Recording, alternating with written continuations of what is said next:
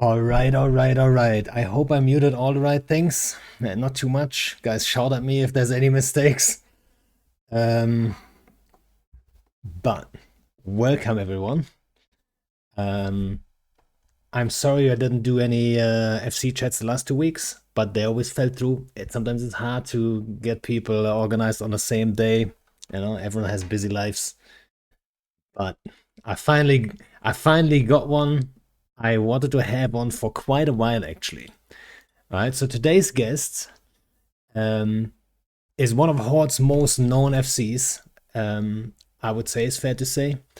Um, like I said, wanted to have him on for a while because I thought when he was up and coming, especially during the big war, World War B2, um, he was a little bit of a. He was known as a reckless kind of, I'd say, lover of cormorants. Fair to say, right? So for those who remember the memes, he's responsible for those, the core memes. All right. Um, but then he switched to like a little bit bigger and I'd say bolder doctrines too. I would even say there's some weird shit in there, which I always appreciate. For those who know me, I was like the weird stuff. I was never a fan of like just flying mutants and or whatever other people also fly. Um, so a little bit unorthodox. Um, Shields, blaster, Dimoses on a larger scale. I get it. If you have a 5-man roam, you would maybe fly shield, blaster, Dimoses. But like 50 plus, I don't know. That's pretty weird. Um, or super long range sniper, ONIs.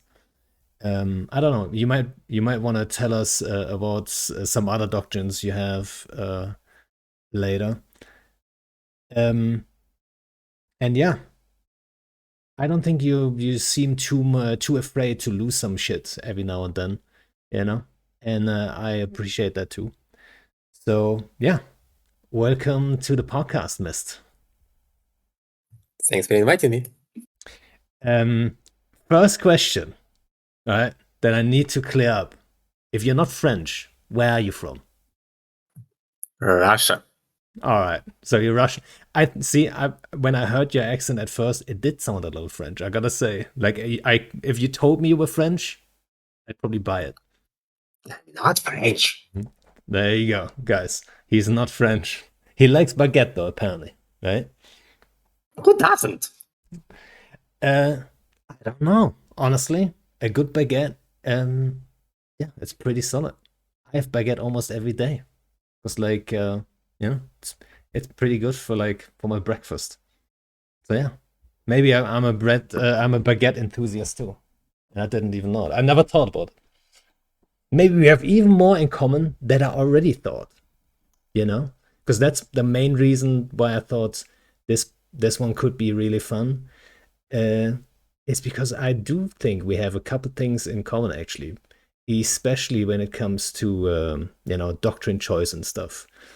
Um so yeah, maybe you want to answer that question. I might actually have a good guess what you're gonna say, but why do you fly weird shit like blaster, shield blaster, dimoses and stuff? Well, if you go for Blaster Demoses, for example, because it is a damage multiplier. Basically, when I come, what do? I don't hunt enemy crabs or miners or whatever else. We can kill them if we come across them, but they are not a direct target. When I do my Baguette of Locks, we go to enemy staging and we look for a fight with response. Problem is, usually we are outnumbered, because bats can always just high ping 100 man hack fleet to fight, get in, get in, get in. So we need something to even the ground. Blaster Demoses back in their day were this multiplier, because 1000 DPS in the face is perfect application. We were also incredibly fast. So back in that day, unions were the most prevalent doctrine in Nullsec, and against minions, these Demoses work marvelously. Nowadays, they don't work very well because, well, matter shifted and now they can be easily cheesed, but there are some other approaches I can try. Same logic was with autocannon hurricanes. metal slowed down, so that allowed me to start bringing tier 1 battle cruisers. They were no longer so slow, they could be easily kited. But So yes, there's that. how do you get like a bunch of hurricane? How big are the fleets at the moment that you're running? Are they like between 50 and 100, something like this, or 100 plus? Generally 100 plus. How much? Well, it depends on the day of the week. In work days, it's usually around 120, 130. On weekends, it can go up to 170 even. But how do you Plus, get it 170 kind of depends if there are any. How do you get 170 hurricanes to anyone's staging? Do you just straight up travel there, like on foot from Jeddah? No, no, we're not. Well, first of all, Warboats? it's not 170 hurricanes. It's lower than that. We still have lodges, and we have also a lot of new bros. During my fleets, I hand out free ships for them, so of course they make up a large population of fleets. Usually, well, if we talk about 160, 170 my fleet, that means I have around 100, maybe 110 hurricanes. That amount can go through a wormhole. So I'm paying 500 million ISK for people to find me wormholes to the areas I'm looking for. There are certain rules. There must be very large, not reduced. The route must be not longer than 25 jumps, and otherwise, what's exactly is the point? And yeah, that's how I get my routes. Now I remember that actually, that you guys have that program going, and you couldn't do that in a smaller group, right? You wouldn't have enough people that would be interested in that, I think. To find those Depends. moments. I mean, sure, smaller groups, I feel like the smaller the group, the more dedicated those people are to the group on average, right? But then you would also be asking more of everyone individually. You know what I mean? For example, when we have like our wormhole crew, when we have like the guys that like probe out drifter wormholes and stuff like this, it usually is just a handful of people, even though it's a huge alliance, right? And to do that like during a campaign or whatever, and have the same 2 3 guys do all of the work all the time, that's a lot of that's a lot of work, right? It's just how it is. But you spread it a little bit further, right? Or do you have like is it like 4 or 5 guys, or is it like really like a bunch of people go out, and if they get lucky with a good wormhole, they get lucky? Or is it like, I'm sure it's the same guys to a degree, but like how many different people are involved there usually? What do you think? Well, on the average, it's like a couple of guys who always are trying to find wormholes for me, but other people chip into every now and then. You are right that if I had a smaller group, same approach wouldn't work, simply because, well, I require certain critical mass for it to work. But I like to work against limitations. I like to work against odds, and numbers are one such limitation. If the current approach doesn't work, that means I'm shifting approach. That means I'm trying out something new. An example would be this Navi Ospreys I tried out recently. Before that, I was well known as a brawler. I was always doing autocannons or blasters or something that gets close and personal, because again, it's a damage multiplier. But damage multiplier doesn't work when you're outnumbered 2 to 1 or even 3 to 1. I mean, there are certain limits what you can achieve. That requires actual kiting. So, kiting it was. Yeah, that's what I always say when people say, like, why do you fly? Like, for example, when I fly solo at the moment, it's usually something overpropped, right? Or like if I do a small gang, there's always something weird about it. Like, be it small assault frigs that remote up, or is it I don't know, the kickies with like command destroyers.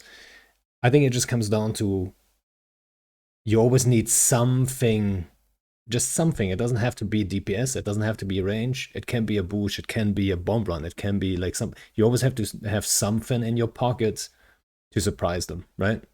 The second, um, the second you just bring like something straightforward, like a Munin fleet to roam with, like yeah, they just form more. And then what? Like how are you gonna outplay the same doctrine with less people, right? It's very hard, very very hard. So yeah. So you Exactly. so you switched from DPS to range now. Did you have some other like special approaches maybe that might work. I do. Well, first of all, I don't. A bit of a spoiler, but the last couple of days were not exactly easy for by the clock. I shifted to B3 area, something that I was not. I was a bit apprehensive about. Why? Because there's a lot of groups there, too many groups. Each time I'm shifting to roam a new area, first few days are rough. Why? Because each group has its own patterns of engagement. Each group has its own strengths and weaknesses. Each group has something we can exploit and something we should be wary. Problem is, out there it's not one group or two groups, it's 5 or 6. Yep. And even if I can bring something that can counter one group, and it is something that another can exploit and just delete us. Perfect example was yesterday when my fleet was just tick bombed by an absolutely amazing tick bomb. I have to say, I totally did not see it coming. Usually, I avoid tick bombs by just. I mean, I was fucking impressed. But basically, how it went. Usually, we just reburn to our desktop because that allows us to avoid tick bombs, and well, it's just faster, plain and simple. It did not work very well because init were formed at the moment, and they just dropped in the middle of us. We managed to survive, thankfully, but from that point, we had to follow fleet wars. So, okay, fleet wars we followed. Usually, when there's a tick bomb, you can see it coming, because if there is 20 neutrals in local, it's pretty sus, especially if you don't see them on discon, especially if there's a bubble on the out gate without anybody seeing. It was not the case here. There were only 2 neutrals in local. There was no bubbles. Everything was clean. We warped. The moment we warped, 2 silos lit up. Bombers bridged in. They aligned to the gate. They tick bombed us. Yeah. I saw that shit was fucking impressive. Yeah. I saw the video and it was well executed, perfectly timed. That's the key thing with tick bombs. You have to be confident the fleet actually lands on 0, right? So you're committed. The sign goes up before the fleet lands. So you're like the other FC must have been super confident you warp on 0. So you can't bubble a gate. If they bubble a gate, chances are you warp to a ping anyway, right? So they have to leave it open to bomb you on the gate on 0. And then they actually time it perfectly to actually catch you. So, it's like... Yes, but here's the problem. Here is the problem. Since it is so many groups are living there, I'm not just going to one single system and just sit there. For example, 2 days ago, we came to Goon Staging in DO6. I had like 40 or 50 IVO sprays. Timing was not super good. There was somebody else's fleet out. And they brought battleships. There was 80 T1 battleships alone. There was plus there was about 40 Navy battleships. I could not engage that, so we had to move. So my point is, I'm not just coming to one single system. I might have to move. And every time we move, we are vulnerable to either tick bombs or something else. And if we cannot free burn, because we could not free burn, well, you see the point. Yeah. So my point is, Navy Ospreys were initially envisioned as a way to counter Goon Alpha Phyrexes, but they might not necessarily work in this particular environment. So I'm seeking to try something new. For today, actually, I tried something new a couple of weeks ago. On a test ride, it went absolutely bananas. But it was incredibly fun. We killed a lot of shit, so I'm going to do it again now. Combat Interceptors. Bomb this, you filthy casual. Wait, which ones though? Crusaders or what? All of them. Basically, there are going to be 3 different interceptors. Why? Because I want to have it a bit spread out. So if someone can only fly Kaldari but cannot fly Amar or Minmatar, he can still come. The only ones I'm not bringing are Galanti, because Galanti are fucking trash. You know what? Funny enough, I did try a Tyrannus fleet, but it was remote rep Tyrannus. Actually, I made someone else try it, which is even worse, I guess, right? Shout out to Fappy. But yeah, we tried. It's hard. It's fucking hard. But but yeah, Combat Interceptors. And then you counter what with it though? Come again, please. Sorry, but you counter what with Combat Interceptors? You just try to get under the guns of the battleships and stuff, and kill everything else. We can we cannot fight battleships either way. I mean, they can just Yeah. trap us. I mean, what can we do? No, if they bring battleships, we do the same thing we did with Navy Ospreys. We just start working around and trying to find stragglers or kill their dictators or whatever else. And if their main fleet comes, we just warp out somewhere else. Plus, we can always try to go to somebody else's staging. There is one certain positive side about so many groups living in one place. There is a lot of traffic. They always move one way or another. And when they move, we can follow. Or otherwise, we can just sit on their gates and just camp it, whatever else. Main problem right now is not that they have some doctrines that easily counter us. I mean, that's problematic, of course, but that's not the main point.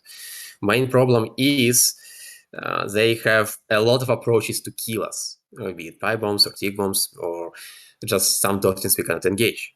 Beauty of combat interceptors is, well, they're not very easy to tick bomb. They're not very easy to pipe bomb because, well, due to the way I'm flying them. And if they bring some odds I don't like, we just extract. It's simple as that. And on top of that, they have some incredibly solid DPS. I mean, Crusader fleet I have deals about 300 DPS per ship. That's amazing. Yeah. No. It tracks everything. It tracks applies everything. it applies instantly because they're locked so fast. The scepters, right? It's like, yeah, they're pretty strong. Yeah, I'm not certain it will work, but when I come to some new area, I start experimenting, and basically I'm just throwing ideas at the wall until something sticks. If it sticks, good. I can keep trying that in future. If it doesn't stick, well, tomorrow I'll try something else. That's see, that's exactly what I do too, right? Like, be it the Stukas with bushes or be it like some remote app stuff or whatever. Like, I've done some weird stuff that never worked, really. Like, and that's okay. You know what I mean? It doesn't have to be like, not everything has to be a winner, you know? Um, and like I said in that little introduction, like, you gotta be fine with losing ships. Like, otherwise, you're not gonna push forward, honestly, right? You don't lose a fleet here and there. Of course. I mean, everybody loses a fleet every now and then. Like, as long as you undog, chances are you're going to lose. That's part of the game. There is, there are no great tacticians in the game that never lost a single fight. I mean, as far as my fleets go, dying is never a problem. In fact, it's Expected. kind of victory in it's kind of expected and it's kind of a victory in itself because now we don't have to be on home. We're already home. Good job. We just saved 20 minutes. That is Victory real. conditions, so the victory condition so that I set us in front of myself is yes, we can die, and I'm absolutely okay with dying. But in dying, we must kill more than we lose. That's victory condition for me. If we do, great, I consider it a win. If we didn't, well, then there is a room for improvement.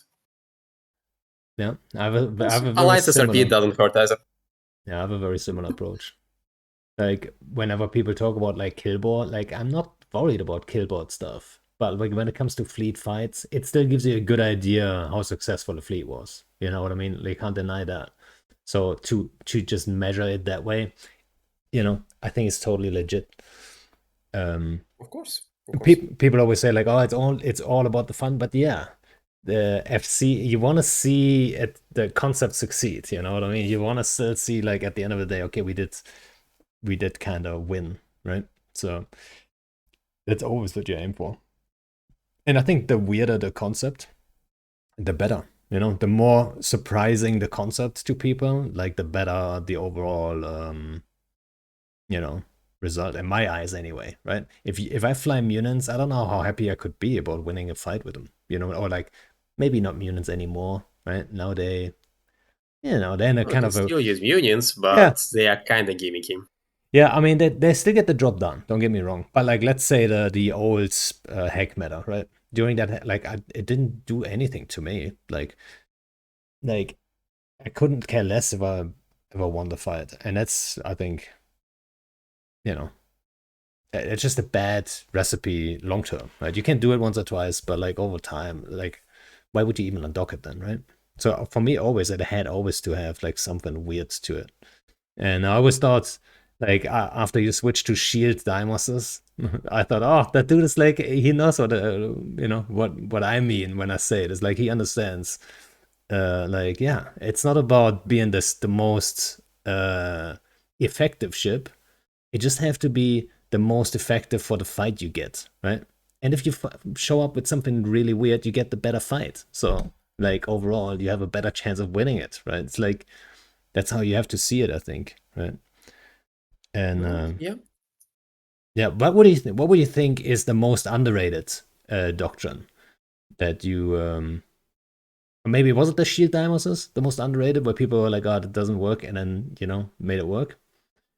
It was underrated until day one when I deleted Goon Union Fleet. Then suddenly nobody underrated it anymore. Mm, What's the big mistake people make or made, right? Since you're not flying shield diamonds, maybe you can give it away.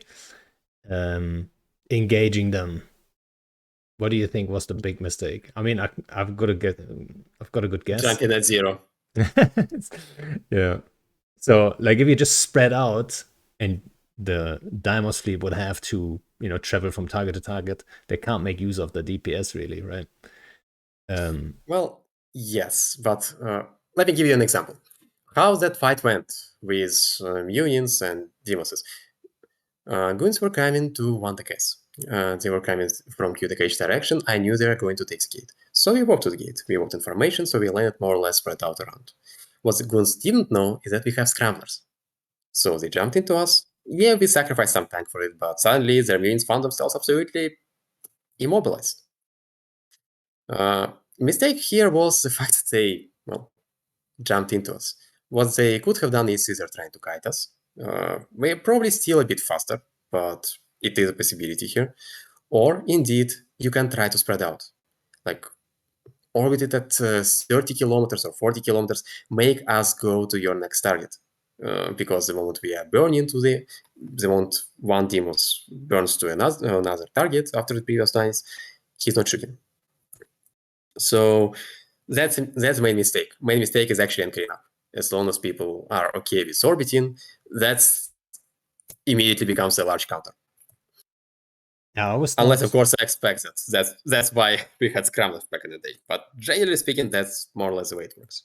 yeah, people talk. About Sorry, keep going. about underrated doctrines. Well, as ironic as it may sound, I'd probably say hurricanes. Because a lot of people underestimate hurricanes and what hurricanes can do, but they are surprisingly solid platforms, especially on artillery guns. Because suddenly it doesn't matter how many lodges you have, you still can volley it. And that's why I was so in love with them. Yeah, you know who always liked hurricanes was Pickles. So PGL always liked when Mutants first came up ish, I guess, when the meta was starting, he was still like pushing like whelp canes quite a bit, I think. Like he always sweat on those. Um and I think we had for a long time we had a hurricane doctrine too in it. But yeah, they kinda with Hex they kinda they dropped in popularity, I guess.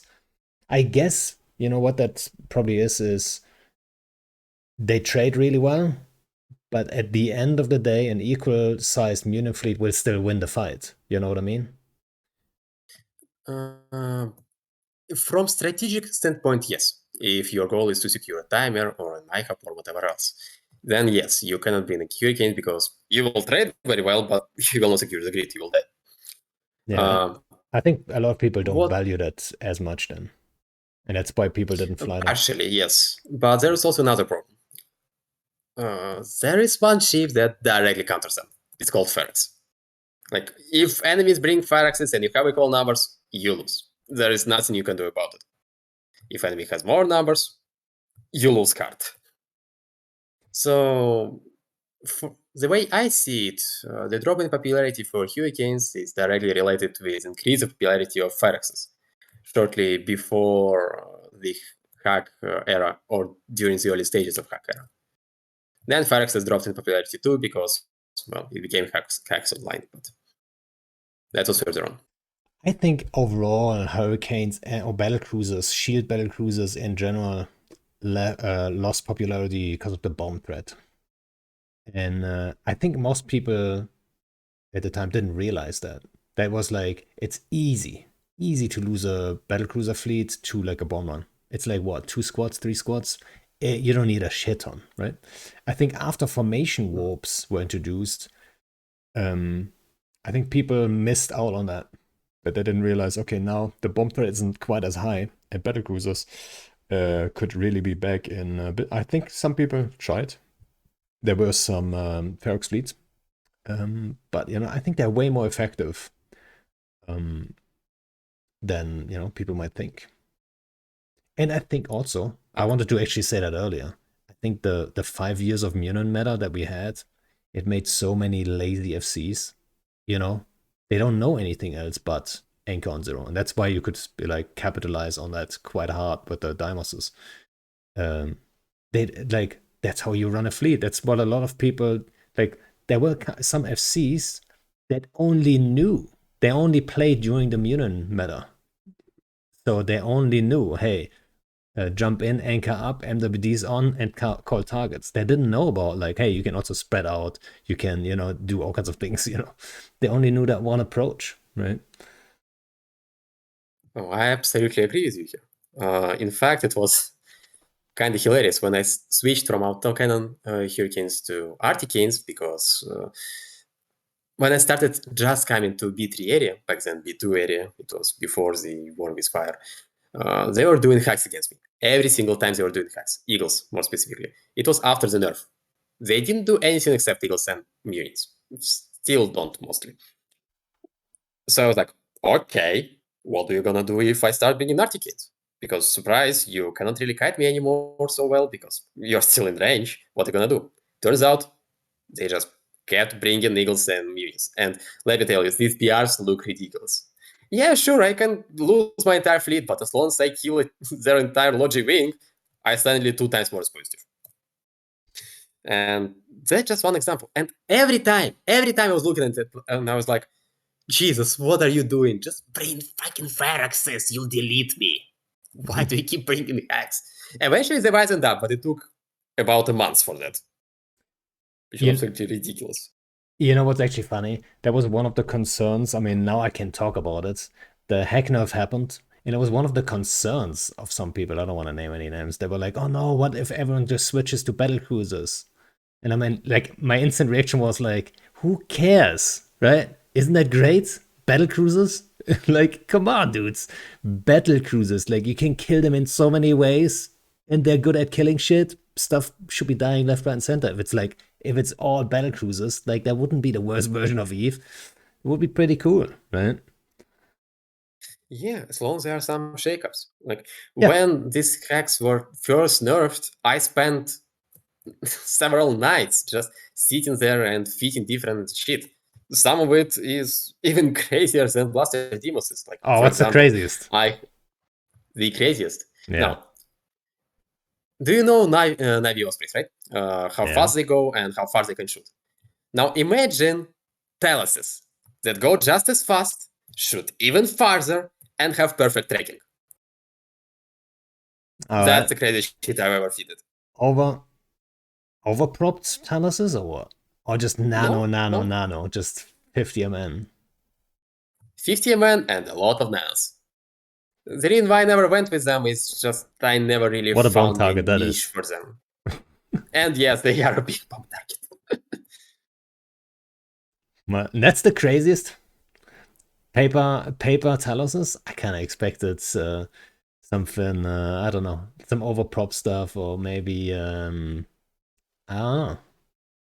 I don't know how crazy he can actually go. Maybe at the moment it's all like there's limits to craziness, right? You kind of want to be effective still. Just crazy is not gonna cut it. I mean, if you want to go full crazy, you might as well just go with Battle Ventures. But it's kind of classic. Um, so if that's the weirdest one, the most underrated is Hurricanes. Then what's your favorite one of all your doctrines that you ever made? Is it the Shield Daimoses? Well, I kind of spoiled earlier that my favorite one are still hurricanes. But if we say that something aside from hurricanes, that's an interesting question, actually.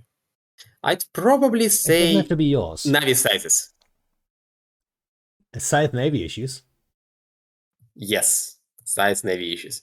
The reason is they are the only Minmatar boat that goes well with the cannons, and they have 5 mid slots. Not 4 like Stabbers or Wagons, but 5. It means we can either slap extra tank or we can slap Scrambler without sacrificing anything. They look extremely good on paper, and several times they worked very, very nice. But then people just started bringing hacks against me. Bringing So that facts. was the end of the dream. Well, they were bringing faxes too, but I said hacks. Oh, hacks. All right. I thought for a second facts. Faxes are pretty, and I'm glad they are pretty rare, right? Like, how do I say it? When I was coming to B2 area, every time they were dropping a fax on me. well, I mean, this is a war Every zone. single time. You know, there's always like, I make exceptions for war zones like that. It's kind of like you're getting involved in a war in a way. Like, even though you're roaming in there, it's still, they have a very much a strategic mindset, saying like, okay, we just gotta win this fight too, right? Like, they just want to get that win. So naturally, I think the threshold is like a little lower for like effects to be dropped. Okay, let me give you another example. Several days before the war with fire, I knew about it a bit beforehand, so I started throwing them and checking out the ground a bit earlier. We went to fire staging. They dropped a fax on us with an Eagle fleet. What happened next? We all died, of course. But we took the fax with us. Right? They did not drop faxes on me ever since. Well, that's one way to deal with it. I'm just glad that, I don't think, I mean, it does happen, sure. But I think in general, if you roam around, it's not as common anymore with the higher price tag for exactly that reason, right? Like, sometimes you just get to kill that fax and then it's not really worth it for them at the end, right? Well, yes, it's not as common as it used to be, indeed. But it's still pretty common for Baguetta clocks to have enemies bringing faxes with them. Especially if enemies bring some more expensive doctrines like Eagles or whatever else. Yeah. So FC wise, do you have like you started FCing during World War B, or like shortly before, I'd say, right? Like, I forgot, maybe half a year before or so. You started really up. No. That's at least from the About outside, a right? couple of years earlier. A couple of years earlier. So you have been FCing for a while. How did you decide to like start FCing and then push for like a larger scale and get involved in war stuff and stuff like this? Is Myst really French? No, Well, he's not. no, I'm not French. But how I started FCing? That's a bit of a stressful question. Do you know Lassilu? Do I know what? Lassilu. Lucy Lou. I Oh, be his yeah. first. Yeah, Yes. of course. So back in the day, we heard we're living in Gemini, and Lassilu was bringing his dreadnoughts every now and then. And suddenly, at some point, we had his dreadnought, but there was nobody to form. Like absolutely nobody. Everybody else was busy, and I was like, okay, I can form, but I don't know what I do, and my English sucks. And nobody If you think it's cared. hard to understand me now, you should have seen me 5 years ago. And suddenly, it just went amazing. We formed some fire axes, he healed some shit. Eventually, he either ran out of cap or something else. Well, he just died. And from that point forward, I just started doing home defleets because I saw that people understand me, that I don't have to be so afraid about my accent, that I enjoy it, generally speaking. Then I was doing a lot of home def.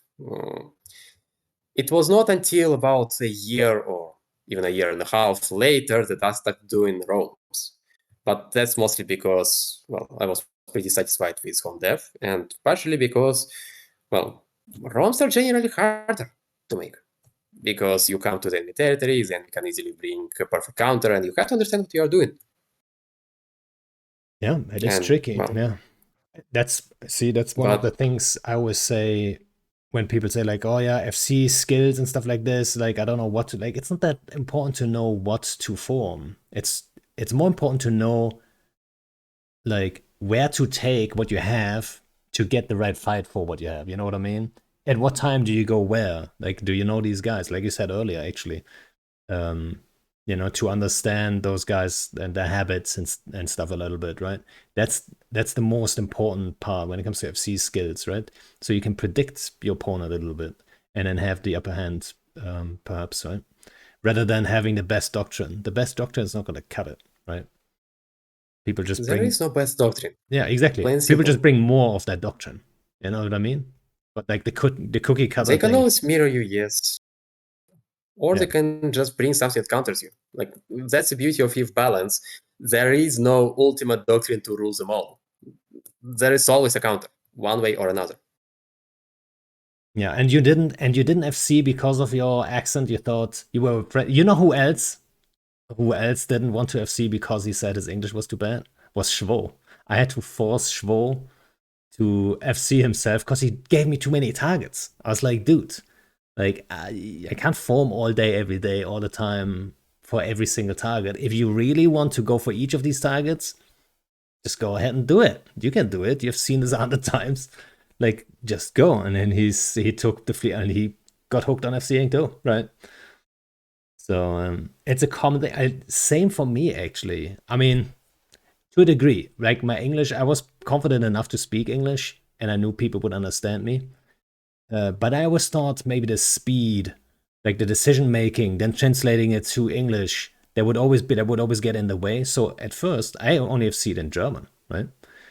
And it's a very similar thing, right? And after a while, I guess I figured out, okay, well, might as well do it in English. I'm so comfortable. Like when it comes to Eve, it's like another language anyway, right? It's a different thing talking to someone about like whatever, like real world stuff. I don't know, a deep conversation about politics or whatever, or if you just talk about Eve, because you already like it's a different language anyway, right? It's a limited set of vocabulary, so it's like easier to get comfortable with, I think, right? Um, and yeah, I think very similar story. And then the same story that I hear always from FCs, how they start FCing, it's always the um, oh yeah, there was no one else. Like, what am I supposed to do? I didn't want to sit docked. Like, I wanted to go out and do it, right? I think that's like it's so common to hear that. Like, someone had to form the fleet, so I did, and then that got you hooked right away. Yeah, that's pretty Yes. funny. From that point forward, I got hooked, and then I was just sitting there monitoring the Intel channel and just forming whenever there was something to form for. See, and that's very similar to what Shimo does, just the opposite way. You know what I mean? You sit in Intel challenge at the time, and you check for hostile fleets to come in, and Schwo would just like check his spies and scouts and everything, and then wormholes and whatnot. It's like a reverse defense fleet if you want to if you want to see it like that. And as soon as I there's don't something, pop see on. it. I said, like, I started doing home dev fleets ever since I got hooked on Rome Merino. I still do them every now and then, but it's more of a, what you call it, an exemption from the rule rather than a common Yeah, occurrence. I don't remember the last time I formed a defense fleet, but um, it's usually a pretty popular thing for FCs to form for because a little bit more of a controlled environment. Do you think it's a good environment to learn in for like new FCs? Home dev, absolutely. In fact, that's what I always recommend to people who just start, who want to start a team and ask me for advice. Why? Because, well, you during home dev, it's like the easiest way you can get a fight. You know what your enemies are bringing, you know where they are, you know how to counter them. Worst case, you pretty much always get more people than them because it's our turf. It's easy to get people on home dev. Yeah. So yeah, What would you say to like a new FC? Like, what's a good? What do you think is a good advice that could have helped you back then? The most important advice I can give is don't be afraid to feed. A lot of young FCs, me included back in the day, were incredibly afraid of losing because they always think, oh, I'm going to lose. Now everybody will think I'm a loser and nobody will ever join my fleets ever again. So they were so get extremely risk averse and they extremely stress out if fight doesn't go their way. But the truth is, at least in pandemic world, people don't care about losing. People care about having fun. So as long as you get your dudes fun, as long as they enjoy your fleets, they'll come again. So yeah, uh, don't be afraid to lose. Everybody loses every now and then. Just make sure to learn from your mistakes and don't repeat them again. And make sure your people have fun. Strolus. And the concept of potentially feeding is why I'll never FC. See, like, you get comfortable with it too. You know what I mean? It's like, I think if you get too comfortable, that's not good, right? You shouldn't be going out, taking fleets out, and then just like wiping them, and then like, yeah, who cares? You know, nobody wants to fly with that FC either. But you know, people want to see you make plays. That's why I like actually. That's maybe like a bit of advice I would like to give to like new FCs. Sometimes it's nice to just lay out the plan for people to like. So we want to do this. We want to warp here. Then we line here. Hopefully they'll do that. You know, you try to predict what the hostiles are gonna do and stuff like this, so they know. Okay, you've thought about this, and then if it goes wrong, it goes wrong. You know what I mean? And but people can more like they can understand a little bit more like what happened. You didn't just warp to the gate in a bubble because you didn't care about the fleet. Like no, there was a little bit of a plan there at least, right? So I think that's actually that's always the number one thing I tell everyone is have a plan, right? It might sound ridiculous, but I always think um, just forming up for just for the sake of forming up, like no, lay out like what is going to happen. And if your prediction is wrong, you learn something. You know what I mean? But a lot of people just go out and just like whoop in and see what happens. Like, nah, that's not a smart move, I think. So have a plan and then lay it out for you guys if you can, right? Obviously, if it's super upset, then don't do it. But like, I think that's a super helpful tool for like your dudes in fleet to also enjoy a loss a little bit more, right? Like, yeah, we made a play. So what? Next time we'll do it a little different. And I think it goes The in the right scariest direction. Hmm? in my fleet, there is a running joke that the scariest thing I can say on comms ever is I have an idea. Because usually at base we are going to either die or turbo dunk. Can go either way. Yeah, that sounds very much like me saying, shit, what did I always say? Oh, this is gonna be a tough one. You got a plan? No, I always say like, oh, this is gonna be a tough one. When everyone's like, we should be engaged in this anyway. Like, what are you talking about? It's like, well, let's see what we can do, or something like this, right? Yeah. But yeah, having a plan, number one on my list for sure. And then what else? What do you think? What else are people maybe not aware of, which they should be like, or maybe another tip for like newer FCs? Hmm. Well, I kind of said it previously, but I can emphasize it more now. There's a Nobody was born a great tactician. Everybody makes mistakes. Don't be afraid to make mistakes. But the difference between good FC and bad FC, the most important difference, is good FC always analyzes his moves, always analyzes his mistakes, and tries to improve upon them. It is ideally it should not be possible to. It should be possible to kill you by some ambush or whatever else, but it should not be possible to kill you twice in the same circumstances. You see what I mean? So Yeah. always analyze your mistakes, always see what you can improve. Like that's the most important aspect for any FC, and that's the difference from my perspective between good FC and bad FC. Bad Yeah. FC just always stagnant, doesn't improve, and well, at best he remains at his level. At worst, he eventually drops out. I 100% agree, and it kind of goes like that's part of the what I said the have a plan thing, because that's why I'm saying have a plan. It might sound obvious, but you need to have a plan to then analyze it later on. You know what I mean? If you never had a plan, then you didn't do anything wrong anyway, right? Because like there was no plan, so there was no objective, there was nothing, whatever. Like nothing happened, there's nothing to analyze.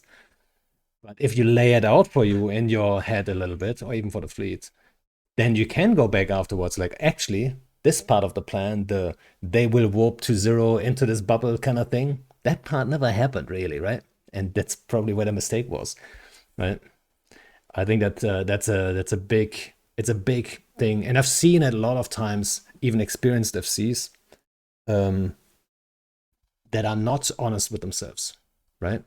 That are lying to themselves, saying like, "Ah, it was just bad luck," or "Ah, it's whatever," right? I think you probably have seen this plenty of times too, where people just like bending the truth a little bit to make them feel better, right? And these guys are not gonna lay it awake at night about like a fleet they were. They don't give a shit, and people know, right? They might not know consciously, but they kind of can tell if someone doesn't give a fuck, you know. And yeah, it all comes down to this. Yeah. Well, every FC bends the truth every now and then. Well, Like in like Dr. VR a bit, or I don't know, try to highlight how enemy are covers for running away or whatever else. But at the white very least, lies. you must be honest with yourself. Yeah, At the very least, those. you must be honest with yourself, or you won't learn anything from your experience. Yeah, some of that are white lies. You know what I mean? Like for example, if you're in a war and let's say you lose a fight or whatever, if you bend it a little bit, you're trying to keep morale intact. That's what you're doing, right? Sure, there's limits to this though, right? If you bullshit your people hard, like sooner or later, I believe you're gonna pay the price for it, right? But if I think there's nothing wrong with like having a little bit of a positive I don't want to say spin, that would be like turning it completely around, but like taking the positives more out of the stuff than the negatives, right? Because at the end of the day it's a team kind of thing, and if they did everything right, they should actually come out of the fleet and feel good about it. Like, yeah, maybe I fucked up. And I think my guys would like instantly say like, yeah, I'm always like, they're like, ah, I should have done this, should have done that, and stuff like this, right? um but yeah, at the end of the day, it's always the FC's fault. You know what I mean? So I totally get it that people want to you know leave their fleet members with a good feeling. I think, and when that takes, I mean, doctoring BRs, I don't know about that one, right? Uh, I think it's too easy to be called out, so I would never do that. So you have to do it in a clever way. Giving away all this, you're not supposed to say this, by the way. You're supposed to say like, no, I'm always honest 100% of the time, absolutely just objective truth, right? Because I now you mean, gave it away. the easiest way to doctorate bad VR that you cannot be called upon is not posting one. So That's there true. is that. That is true. You're just gonna claim victory and just move on. That's Well, one of the no, not necessarily what I meant, but yeah, look, I know. nobody likes to be honest about his mistakes, and FCs are no exception. People sometimes likes to think that we are some special case of I know of hard rock individuals that always lead fleet to victory, but it's not. We are same people just like everybody else, and nobody likes admitting his mistakes, especially in front of a lot of people. Uh, and it's all right. Like you don't have to go with a full confession every time you make a mistake, but at least you must know them yourself. Otherwise, well, Yeah. you see the problem. That's an interesting point you brought up. The whole like people think you're like some kind of rock star, you know what I mean? People put you on a pedestal a little bit, you know? And then, there's fun memes and stuff like this where it's like I think it's for certain people it's very easy to, get inflated egos from that kind of stuff. Like crazy, right? Um like have you experienced that kind of stuff where people are just like, you know, they're a little bit too much into that character, missed that character, you know what I mean? Where they push that a little bit too much, make him like that fucking ultra dude, and you're like, oh my god, that's a standard I can't uphold. Something like this. Mm, indirectly. Like, there is a correlation between my Romerino performance and the amount of dudes I usually receive. Like, that time when we killed 80 billions in Delph, hell yeah, I was getting 200 people next day. But if our performance is poor, then the numbers drop a bit to like 120, 110, something like this. So that's kind of indirectly tied to what you are saying. Like, there's sometimes people give you a bit of a too high standard, and if you don't uphold this standard, if due to circumstances or some other way, your numbers drop. But such things come and go, so I personally take it in a positive stride. Sure, maybe I had a bad luck today, but tomorrow might be different. Especially if I have a little ace up my sleeve and try something new. Yeah, it is kind of tricky. Um, Sometimes to, if you are successful in doing what you're doing, to keep that level up. You know what I mean? And to me personally, it was tricky for me when I did a lot of kicky hunting and it got nerfed like crazy because like there was not a lot of rockhards out in space, right? Like people were used to getting a rockhard kill or two per fleet, plus a mutant brawl or something, and a bomb run wiping out. Like people got used to a lot of cool shit, and it was like the standard. And then suddenly there's no rockhards anymore, and so like how am I supposed to deliver at that point? You know what I mean? Like it actually, I didn't make that a conscious decision or anything, but yeah, looking back at it, like it's pretty rough, right? I didn't have the scouts and spies in place to then like do 24/7 fucking rock hunting, you know. So yeah. I understand you completely. The initial idea behind my Romerinos was actually a bit different. We were not just coming to enemy staging and provoking bats until they bring out response and we get a fight. The initial idea, like when I was doing Cormorants, Cormarine. is I was looking. Well, I call them Yeah, Cormerinos, yeah, I but know. yeah, it's basically a Cormorant fleet. It just Uh, reminded me. the initial idea was I was not even looking for enemy stagings. I was looking for systems with high traffic. And we were going there, we were just sitting on the gate. Then two possibilities exist. Either enemies bring out a response, we get a good fight, we are home, claps all around. Uh, or or enemy doesn't do anything. In which case we seek on a gate with high traffic and just murder everything that comes. There was actually one time in XX staging actually when some mad lad jumped a marshal into us. And of course he died. Yeah. Needless to say, I was very happy to see him.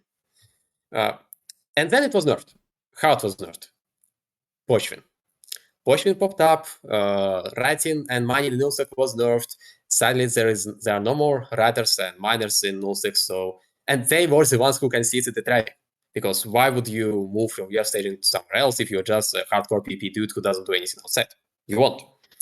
And I was like, okay, so what am I supposed to do now? Like, there is no traffic. I can come there and sit on this bloody gate, but they can just ignore me, which is exactly what happened. Thankfully, my playstyle was not limited to killing caps, so I was able to adjust. I switched to a bit heavier doctrines. I started provoking stuff a bit. I started bashing enemy anti-blexes in front of their keepsters, or sometimes the keepsters themselves. And usually that brings a response. But yeah, I understand your feeling completely.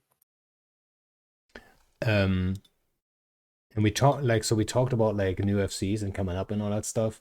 Were there any FCs that like had a big impact on you? I don't know, like some mentors, or like did you, is it all self-taught completely, or did you have someone like take you under his wings?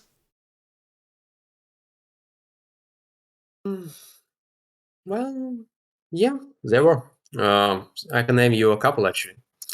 The kind of a mentor figure for me back in the day, of course, wasn't an official mentor, even though we had such program, but I never participated in it. Kind of a mentor figure for me was Arco Innerps. He was in my time zone, so I was always looking forward to his fleets. I even started doing lane stuff in his fleet, logi anchoring. Uh, I was already a regular FC at that day, but that way I could look at his tactics, see what he's doing, trying to anticipate them, and learning, of course. Plus, we talked a lot in our PMs about what he was doing, why he was doing it, and he taught me quite a few. He gave me quite a few advices. Later on, I'd probably say Alpha Star actually. Oh. That was during World War II area. Uh, that dude was absolutely insane, and a lot of my attitude I actually got from him. Like there was that one day when in B17 there was the Sino. Okay, there was a dude sitting on the Sino and rapping it with his Rorqual.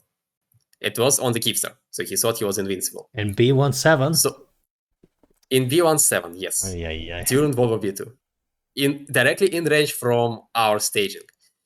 I was, and he was doing it for several days. I knew about it, but I was like, okay, what can we possibly do? I mean, okay, we can drop on it, but they'll just undock and then what we die. Then Alpha Star saw it. He formed fucking Phyrexes and dropped at 0 and killed this shit. That's when I got my ideas of killing goon capitals on their own undock, which I am doing quite often. The latest one was actually a week ago when some mad lad in his Chimera decided to launch fighters at us when we were sitting on the gate. Next thing he knew, we were on top of him. Yeah, maybe like so the lesson that you learned there was like sometimes you just gotta get going and just give it a shot, right?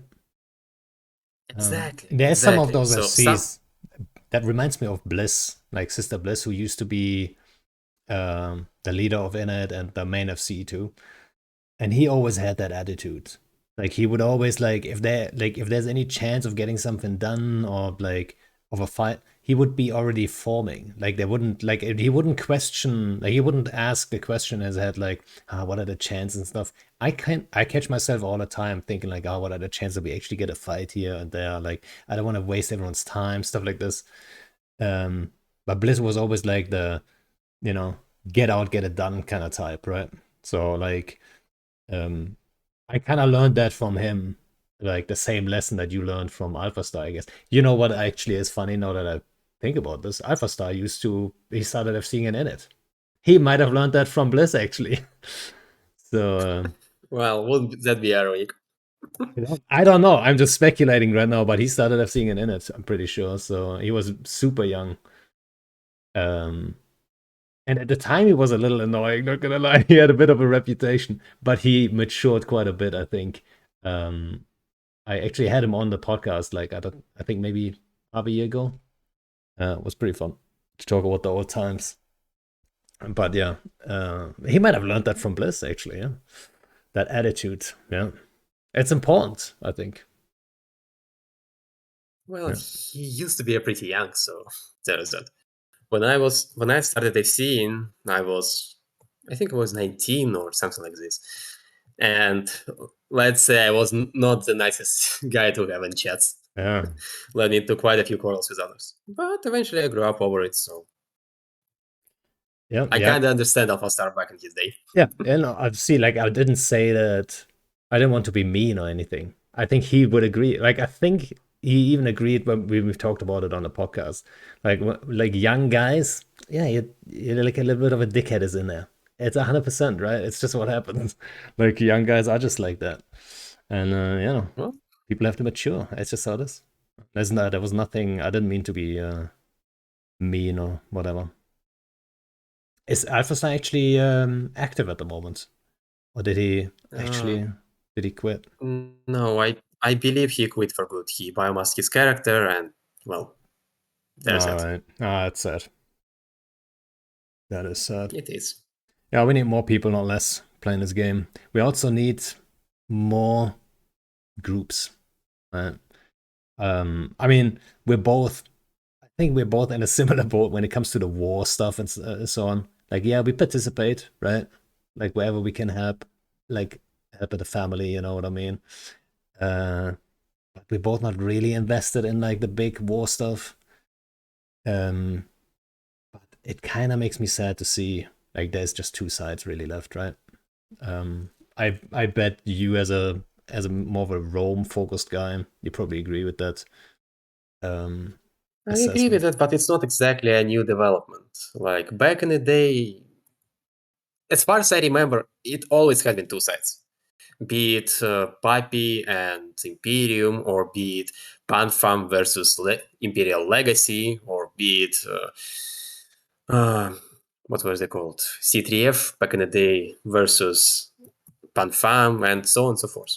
Like, people were always getting divided into groups because, well, one group was always trying to own up another. So Server was always in this state of a cold war permanent that occasionally goes into hot. But I agree with you that such escalations as right now are suboptimal for Raw Merino.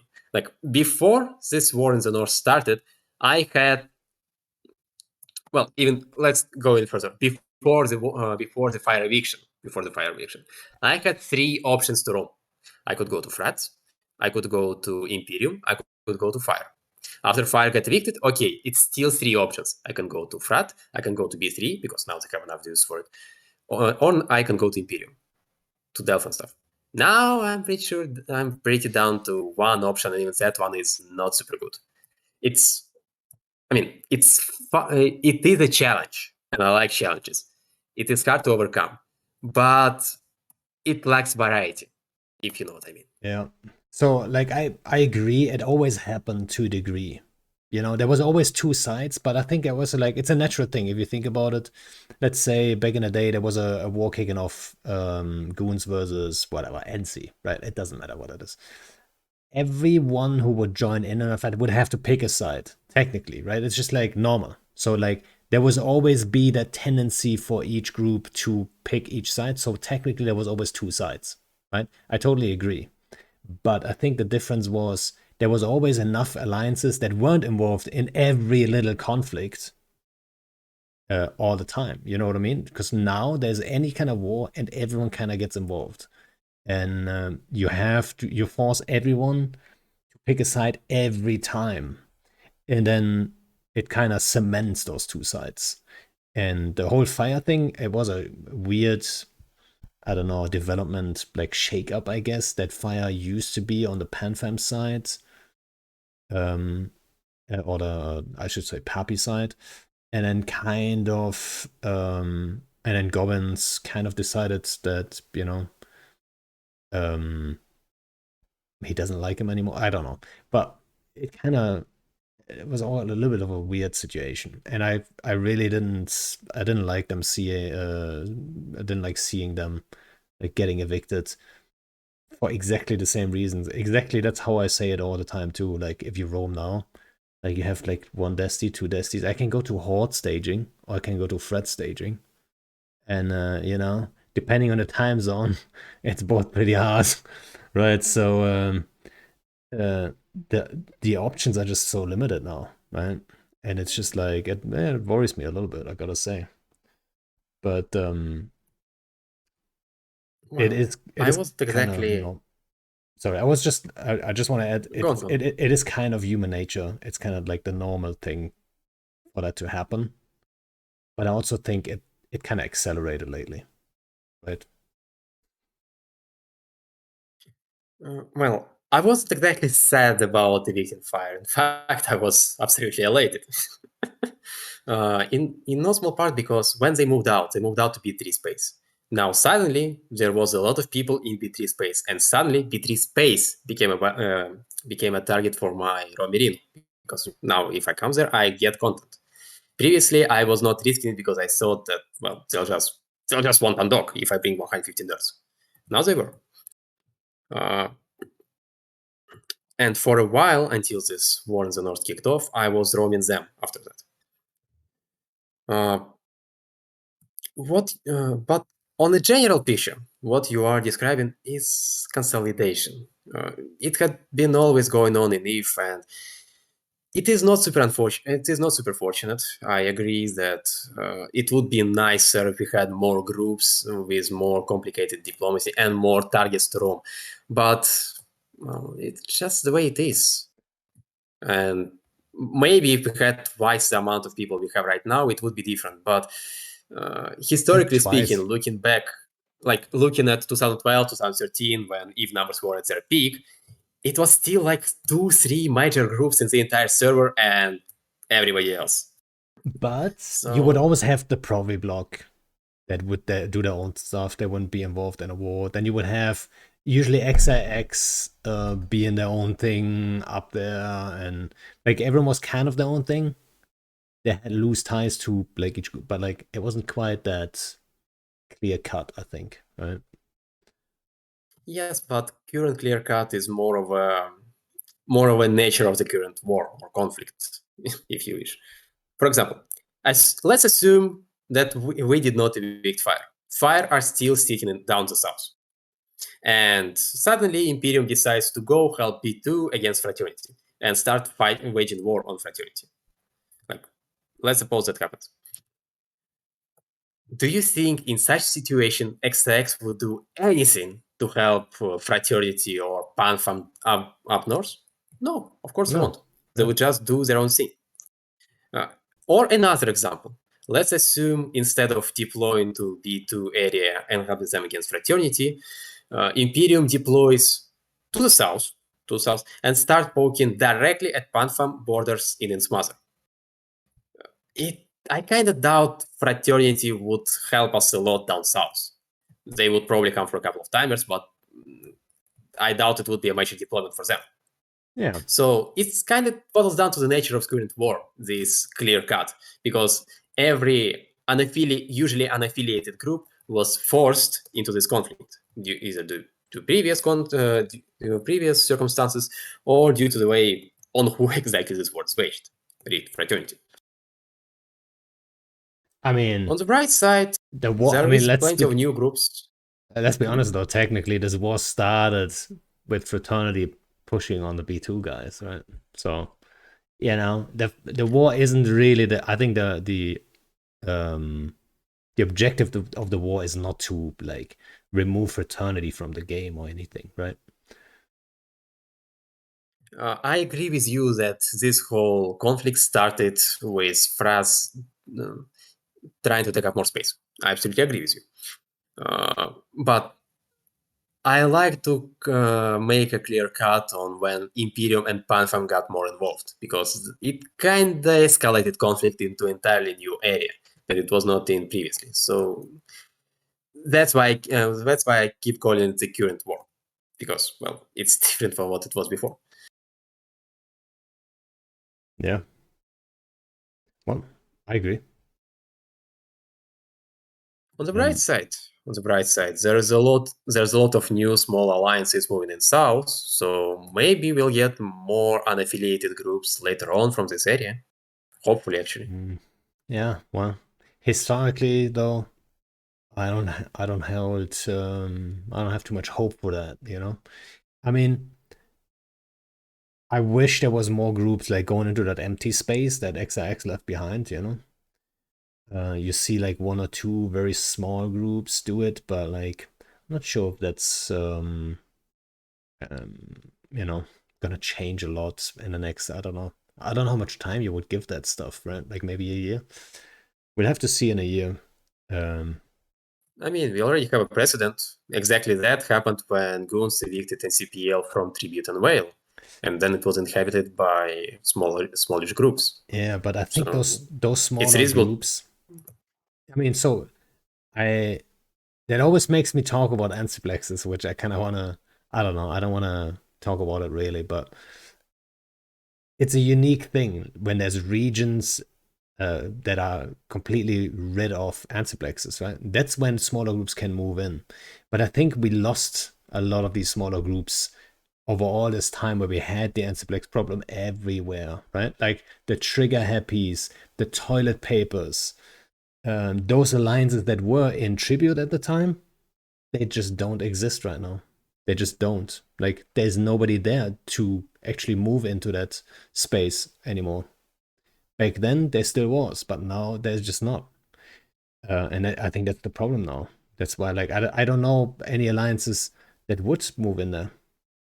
And even if the environment is perfect. And I think that's the difference to back then.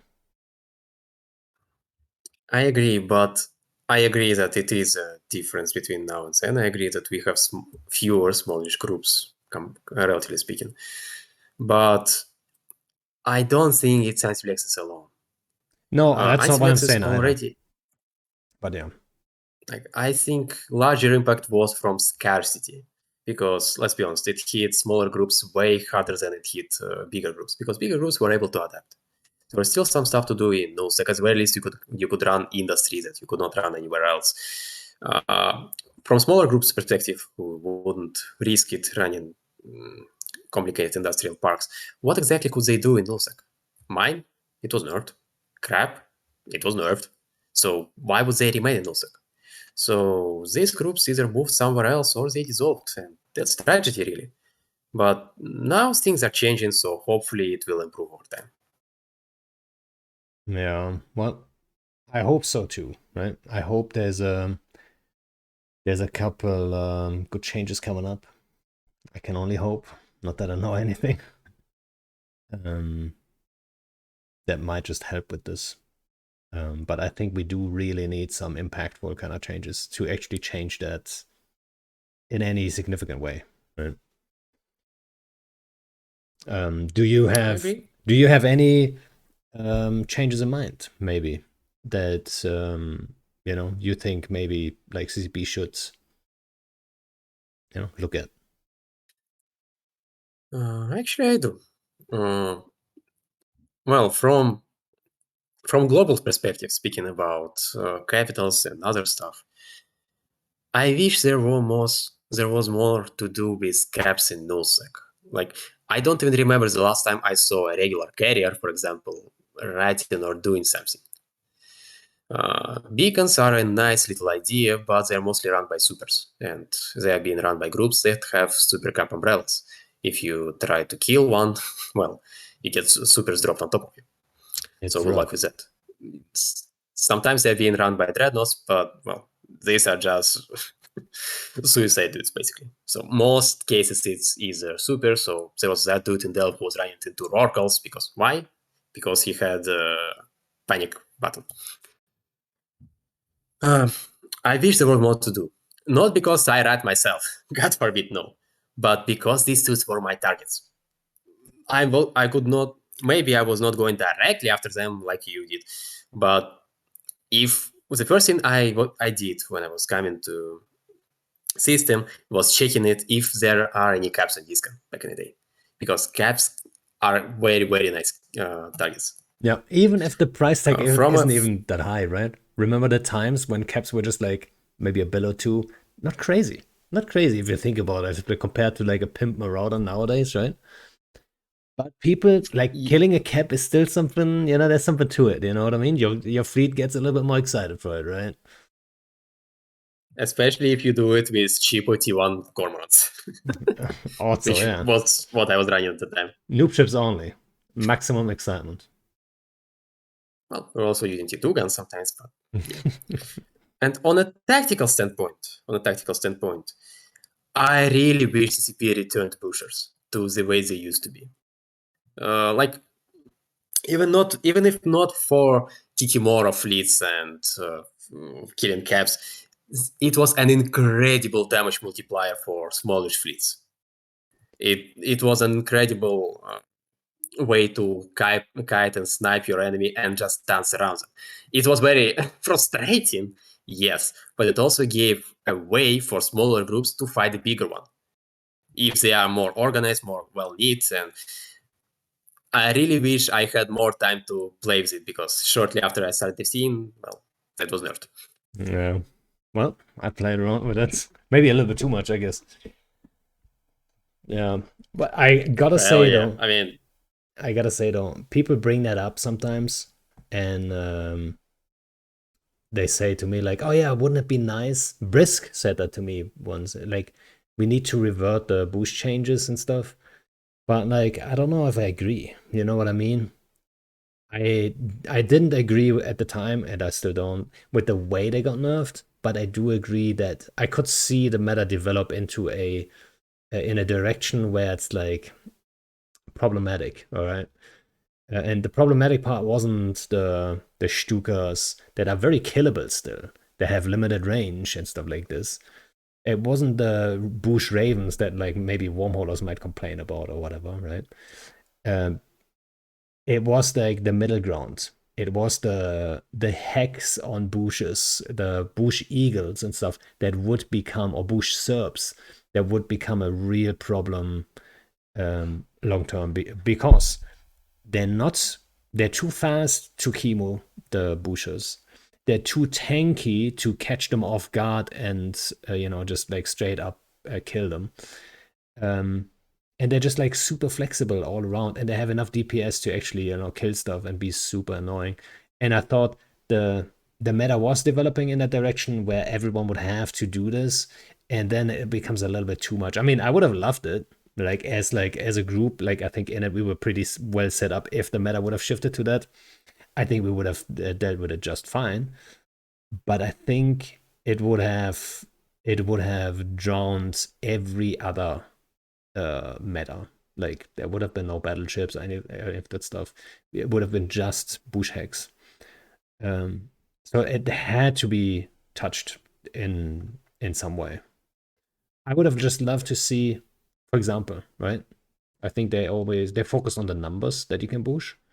I just think the key was always how fast can you push. Like, if you wanted to know it, I would have loved to see the spool up time just be longer. The more people are on you, right? If you hit your bush and there's like fucking 100 dudes on you, guess what? Maybe it takes like 100% longer, and you spool up for 10 seconds. Guess what? That's enough time to get scrammed, and you're in trouble, right? And a bush fleet generally, if the bush stuff is taken out, it's not a hard fleet to counter, right? If you take the bushes out of any bush fleets, they're usually paper thin, very easy to counter, and expensive then, right? So I would have loved to see an approach like that. But you know, I did agree with, like, it had to be touched sooner or later. I think it was a little too soon, but But it's interesting that you uh, say that. You feel like you missed out on the bush meta? I do, It I do. was fun, dude. I mean, I was just starting doing my raw merinos. I was looking at them. I was thinking about it, and then they got nerfed. It was like, bah. Ah, that's sad. I I agree with you that what 5-6 seconds of a boost time is a bit low. Like, over this time, you probably won't even have enough reaction time to lock up the busher and scram it. If it were like 10 seconds or 15 seconds, it would be more well balanced. But there's one more thing to consider. These busher hacks online that you described, hacks are not the same now. They were Not nerfed. anymore. That's true. Okay, yes, yeah, so it won't work anymore. Let me give you an example. In Horde, we have a doctrine, Slavers. They work in a very simple way. You just sit in one place and you shoot everything that's in range. You are not. They are not as fast as hacks, but they're not supposed to. As long as hacks are in range, they get deleted. Why? Because you have bigger range than they do. So let's assume we get, I don't know, eagles with bushers, with unlimited bush. Okay, fine. They bush out. What next? If they get within range of their own guns to shoot at us, then they get within our range, and we just kill them because, well, volley. Slaves have insane volley even on tremor range. And if they don't get in range to shoot at us, well, then we win. Congratulations. An argument can be made. The only doctrine that can think of that can directly benefit from such improvement would be Navy Ospreys. Because Navy Ospreys are probably the only cruiser nowadays that can comfortably lob missiles or other projectiles at 150 kilometers. But even then, they can be countered by bringing, well, let's say a Ferex with one guidance with one tracking computer, They can probably even which be is exactly what countered V3 did. by a couple bombers. It's not that hard to bomb Yes, them, right? yes, they can be countered by bombers. But even if you don't have bombers, you can just bring Ferexes, slap a tracking computer, and voila, you shoot at 150 kilometers. Yeah. Which is exactly what V3 did against me. That's why I stopped trying to fight their Ferexes and just started dancing around, killing their dictators and whatnot. You know what's also interesting? You know what a hard counter, like a hard nerf to the Bush meta would have been too, is the formation warps. Because T3s, obviously, they, like before the interdiction change, right?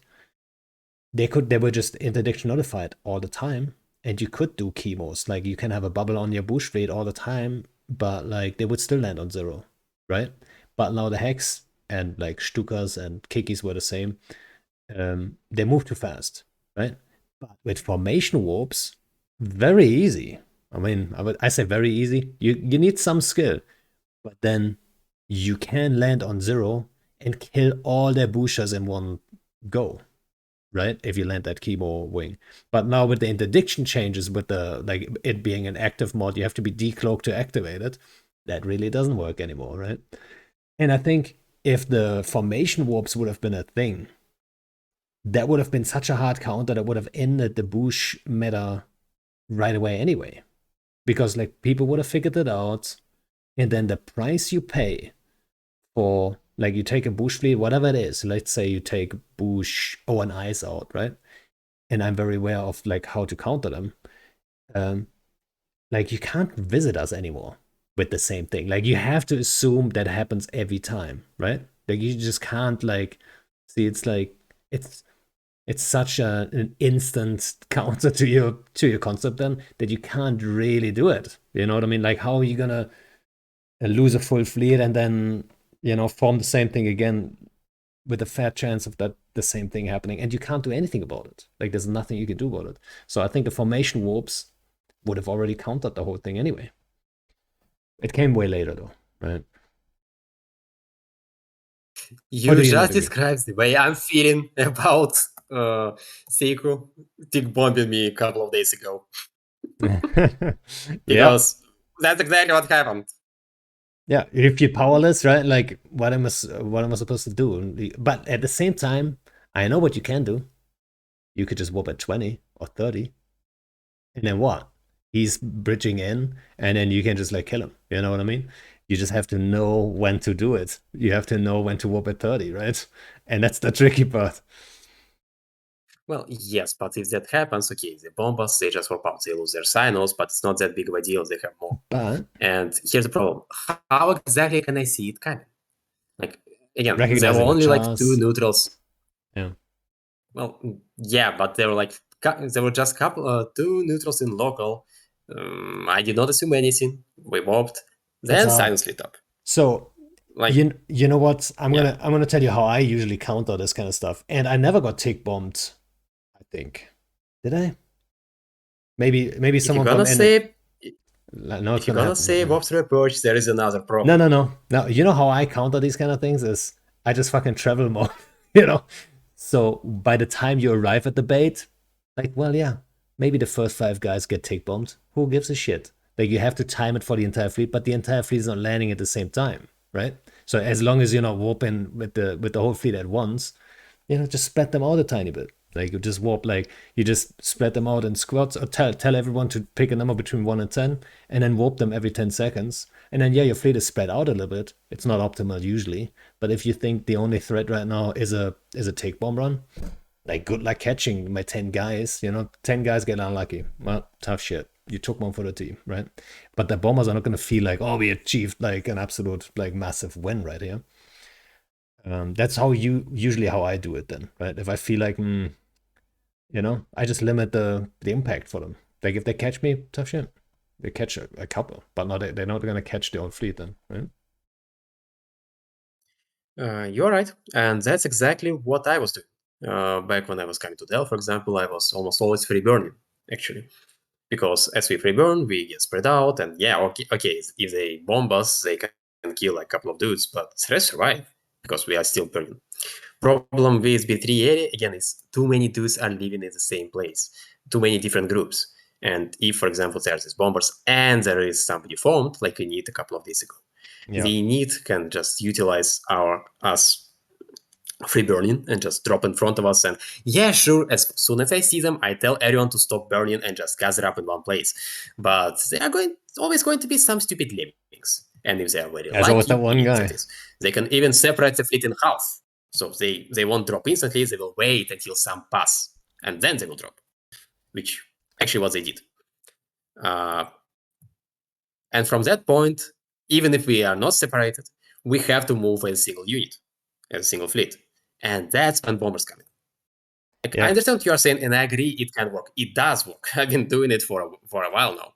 Well, more or less anyway, a bit less organized, but it got the same gist. Yeah, there's always a balance to it, of course. But not... Yes. So my goal is to find something that can work with both approaches. That's why I want to try combat interceptors. If that doesn't work, well, I might have a couple of more ideas of their own. And those scepters, they're hard to bomb.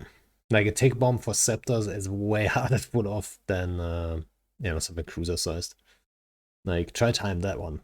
They're not gonna land for like half an hour, Yep. But and there are counters to that too, right? That's the beauty about Eve. Like the other day when you were traveling with their own eyes, and then we jumped in the Zappy boys. Scepters would have a hard time surviving that.